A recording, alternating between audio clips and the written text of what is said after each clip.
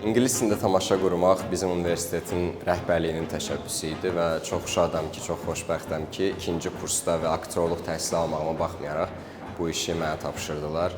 Mən də Fitzgerald'ın Gatsby əsərini seçdim. Gatsby illüziyalara inanmağın doğru olmadığı mesajını çox gözəl və aydın çatdırır. Bugün ilk günüydü, ilk tamaşam idi ki, ingiliscə oynayırdım. Bununla qürur duyuram. Ümid edirəm gələcəkdə də belə bir uğurlu tamaşalar olacaq. Мой персонаж, я пытался его понять и надеюсь, что у меня получилось.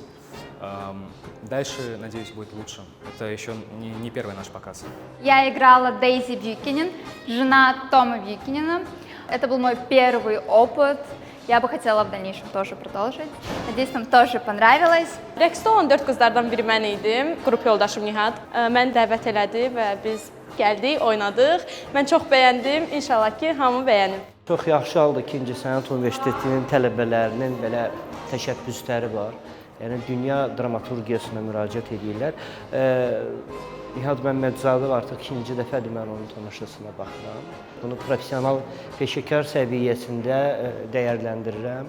Nihatın komandası, rejissor olduğu tamaşanın bu komandası hamısı, necə deyim, peşəkar səviyyəsində bir performans göstərdilər. Uşaqların hər birinə uğurlar arzu edirəm. Yəni böyük səhnədə, böyük ekranda görmək ümidi ilə.